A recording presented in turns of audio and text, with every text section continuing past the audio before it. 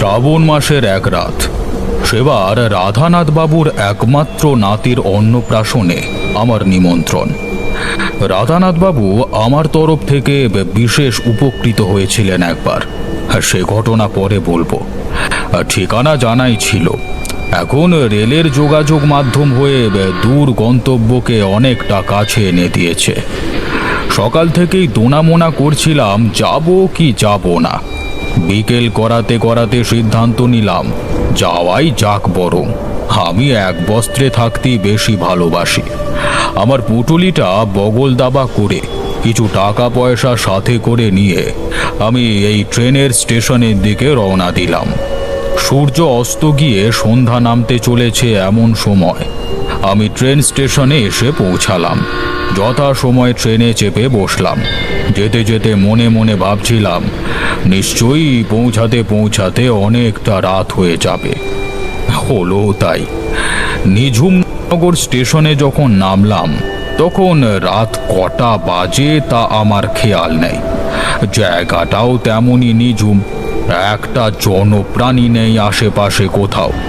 এই গ্রাম্য এলাকাগুলোতে স্টেশন মাস্টার হয়তো এত রাত পর্যন্ত অপেক্ষা করে না।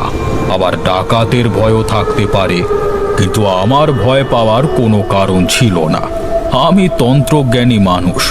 ক্ষতি করলে পেছন থেকে মানুষই করতে পারবে, কিন্তু ভূত প্রেতের পক্ষে আমাকে টলানো সম্ভব নয়। ওদিকে আবার আরেক ঝক্কি। শ্রাবণ মাস, হঠাৎ করে দিক বিদিক কাঁপিয়ে প্রচণ্ড ঝোড়ো বাতাস বইতে শুরু করলো। তার সাথে ঘন ঘন বিদ্যুৎ চমকানি এবং মেঘের গর্জন শুরু হলো। আমি স্টেশন চত্বরের ঘেরা ছাউনির ভেতর গিয়ে দাঁড়ালাম। এখানেও কেউ নেই। জোরালো বৃষ্টি নামলো। বৃষ্টির ঝাপটা এখান পর্যন্ত এসে পৌঁছাচ্ছে না। একবার ভাবলাম রাতটা এখানেই কাটিয়ে দিই, কিন্তু যা মশার কামড়! সবে মাত্র এসে দাঁড়িয়েছি, তার মধ্যে বোধহয় আমার শরীরে অর্ধেক রক্ত তারা খেয়ে নিল। মশা থাক, অসুবিধে নেই, হাতে আলো নেই। এই সময় যদি সাপ ব্যাঙ এসে গায়ের উপর ওঠে তাহলেই মুশকিল। আমি ছাউনির একটু ধার পানি গিয়ে বৃষ্টির ঝাপটা গায়ে নিয়ে দাঁড়িয়ে রইলাম। মনে মনে মা কালীকে ডাকতে রইলাম। হে মা কালী, তুমি একটা ব্যবস্থা করে দাও মা। সারা রাত এখানে ভিজতে হলে তো মুশকিল হয়ে যাবে। বৃষ্টিটা বেশ অনেকক্ষণ চড়ল। গ্রামের রাস্তা এতক্ষণে কাদা হয়ে গেছে। আমি মনে মনে ভাবলাম এখানে দাঁড়িয়ে মশার কামড় খাওয়ার থেকে ভালো যা হোক করে কাদা রাস্তার উপর দিয়ে হেঁটে যাওয়া। তা যেই ভাবা সেই কাজ। মনস্থির করে আমি নেমে পড়লাম রাস্তার উপর। কিন্তু যতটা ভেবেছিলাম ততটা কাদাও নয়। রাস্তার উপর ঘাসের আবরণ অনেকখানি কাদাটাকে পায়ে লাগা থেকে বাঁচাচ্ছে। শ্যামা মা কি আমার কালো রে, শ্যামা মা কি আমার কালো।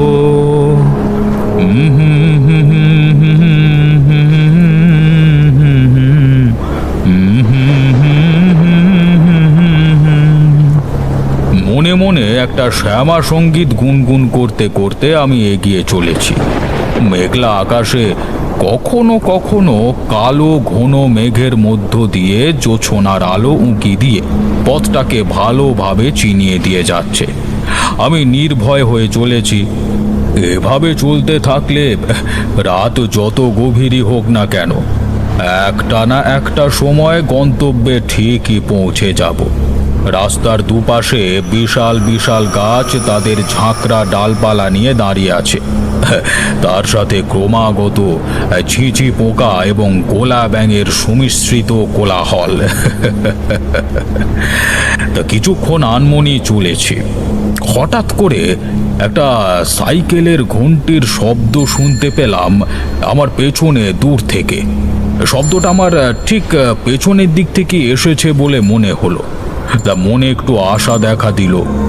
এই সময় যদি একটা রিক্সা পাওয়া যায় তাহলে মন্দ হয় না। হলো তাই।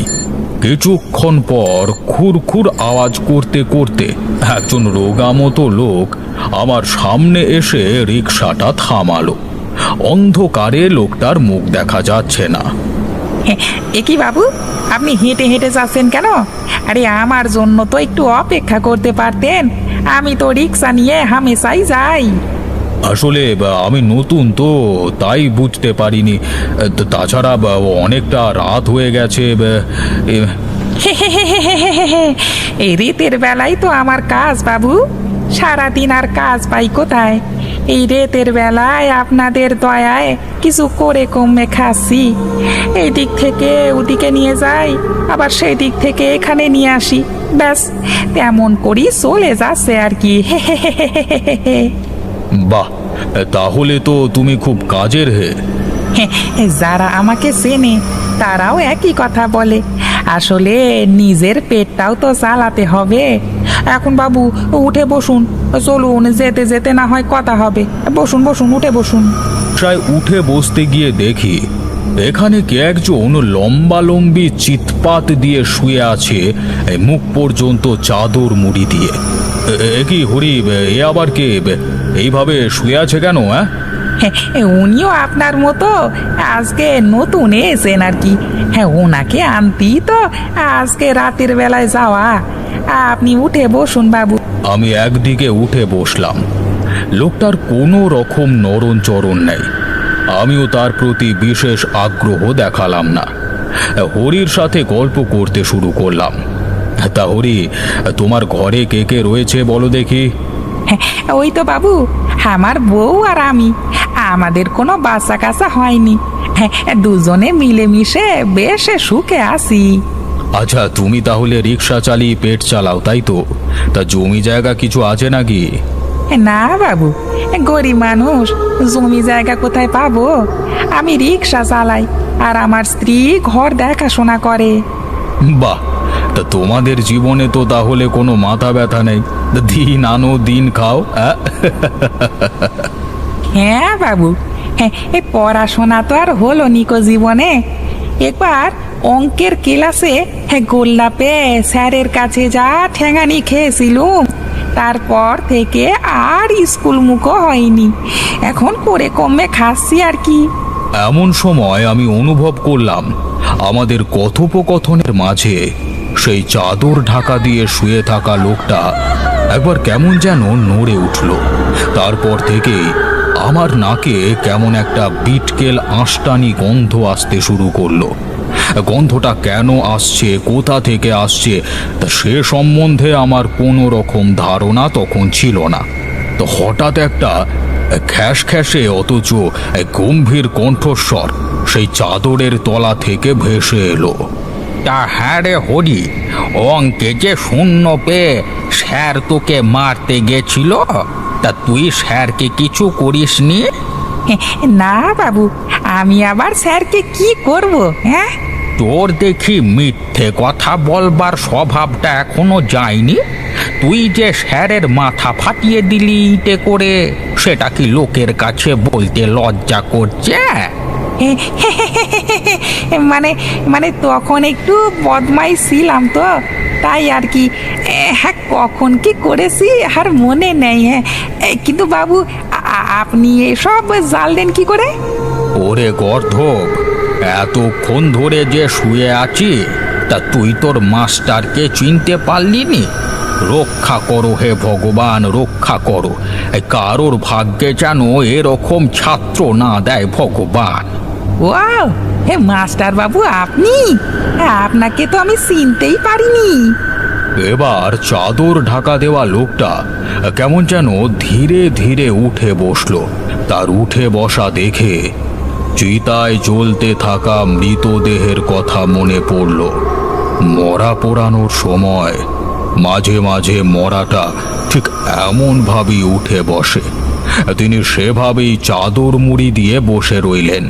তারপর বললেন, আর তা না পেরেছিস আর কি করা যাবে? তুই যে আমাকে না চিনেও আজকে তোর ভ্যান রিক্সাতে ফিরিতে নিয়ে যাচ্ছিস, এটাই অনেক। কই, যাদেরকে পড়িয়ে আমি মানুষ করলাম, তারা তো আজকে আমার খোঁজ খবরটি পর্যন্ত রাখে না।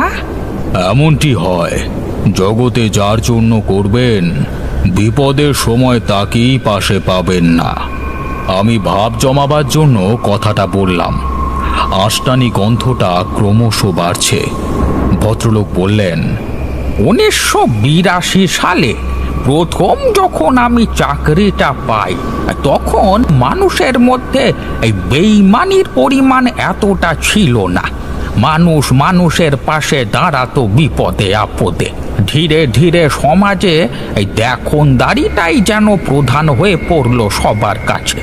এই আমাকেই দেখুন না, তখন আমার কাছে টাকা পয়সা শক্তি সামর্থ্য ছিল, তখন সবাই আমার পাশে ছিল।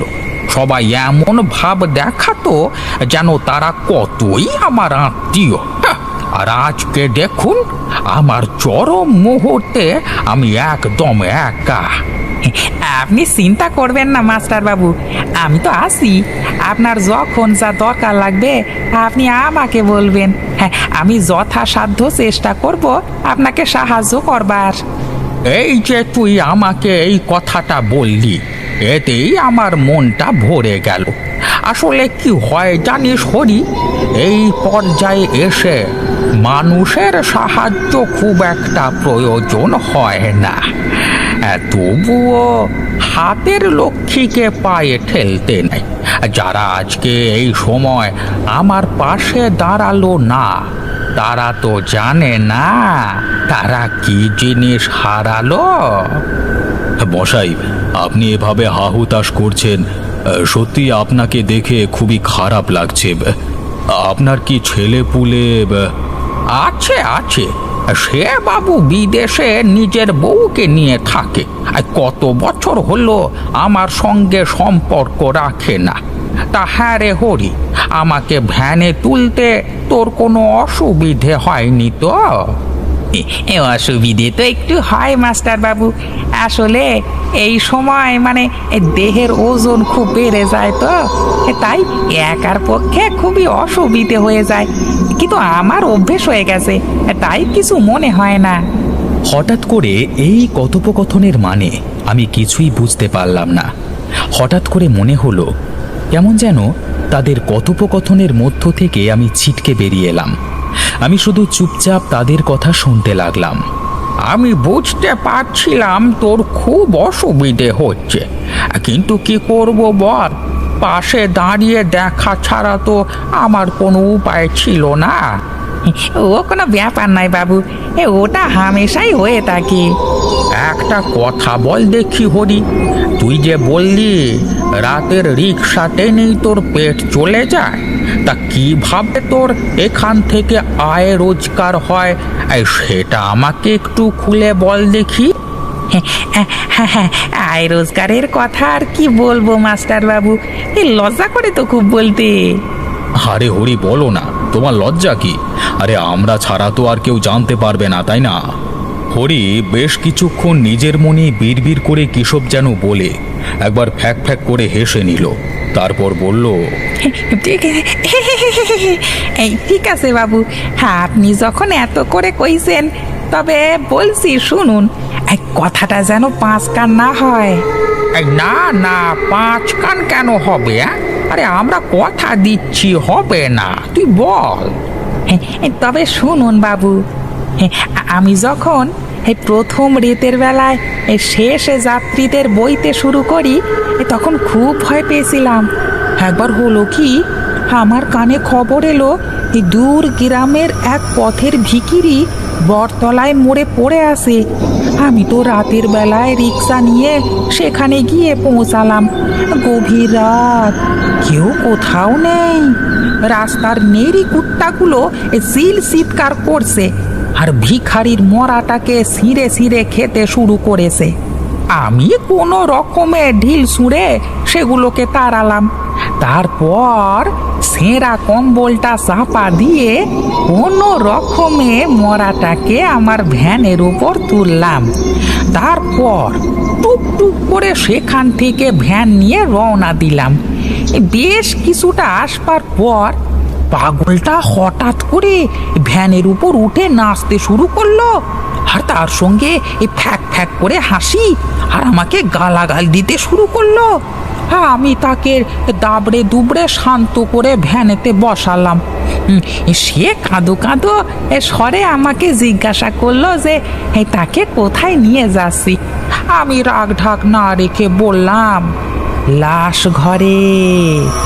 আমার কথা শুনেই সে বেটা চমকে উঠলো। তারপর আমাকে তার জমানো সম্পত্তির খোঁজ দিয়ে বলল যেন তাকে ছেড়ে দিই। আমি দেখলাম বেটা পাগল ছিল না, পাগল সেজে ঘুরে বেড়াতো। আমার তো লোভে চোখ দুটো চকচক করে উঠলো। আমি তাকে সাথে সাথে পথ দেখিয়ে সেই জায়গায় নিয়ে যেতে বললাম। এই বদলে তার দেহটাকে আমি একটা নিরিবিলি জায়গায় রেখে দিয়ে আসবো, কেউ টের পাবে না। এটাই সওদা হলো আর হে হে হে হে। তা সে আমাকে পথ বলে নিয়ে গেল সেই গুপ্ত সম্পত্তির কাছে। দেখলাম একটা ভাঙা পোড়ো ঘর, পাশের একটা জায়গায় চৌবাচ্চার মতো ঢাকনা দেওয়া। সেই ঢাকনাটা সরাতেই প্রায় 50,000 টাকা আর 2 ভরি মতো সোনার গয়না আমি পেলাম। আমি তাকে আর লাশ ঘরে নিয়ে গেলাম না, বদলে তার দেহটাকে রেখে দিয়ে এলাম একটা নিরিবিলি জায়গায়। আমিও খুশি, সেও খুশি। ব্যবসাটা ঠিকঠাকই হয়ে গেল, কিন্তু মাঝে কোনো রাগারাগি হলো না। কেমন? হরির কথা শুনে আমি চমকে উঠলাম। এবার আমি বুঝতে পারলাম আষ্টানি গন্ধটা কেন এতক্ষণ ধরে আসছিল। চোয়াল শক্ত করে বসে রইলাম। আবার পাশের ভদ্রলোক বললেন, বাবা হরি, আমি তোর শিক্ষক ছিলাম বাবা। আজকে তুই আমার যা উপকার করেছিস তা আমি বলবো না। আমারও ওই একই অনুরোধ, আমাকেও লাশ ঘরে নিয়ে যাসনি বাবা। তোকে তোকে ওই পাগল কি দিয়েছে রে? আমি তোকে আরো 10 গুণ দেব রে বাবা। তা আপনি যেটা ভালো বুঝবেন বাবু, আপনার কাছে আমার কোনো ডিমান্ড নেই। হরি এই মরার সাথে ব্যবসা করেই তার পেট চালায়। আমি কি বলবো কিছু খুঁজে পেলাম না। হরি বলল, আপনি কোনো চিন্তা করবেন নি বাবু, আপনাকে আমি ঠিক জায়গায় পৌঁছে দিয়ে আসবো। এরপর আমি চোখের সামনে অনেক কিছুই দেখলাম। মাস্টার তার ছাত্রকে কারি কারি টাকা এবং সোনার গয়না দিচ্ছে। কি করে জানি না, তারা আমার কথা বেমালুম ভুলে গেল। তারা যখন নিজেদের মধ্যে সওদা করছে, আমি সুযোগ বুঝে সেখান থেকে সটকে পড়লাম। আর হয়তো একটুখানি পথ বাকি, বাকি পথটা আমি দৌড়াতে থাকলাম।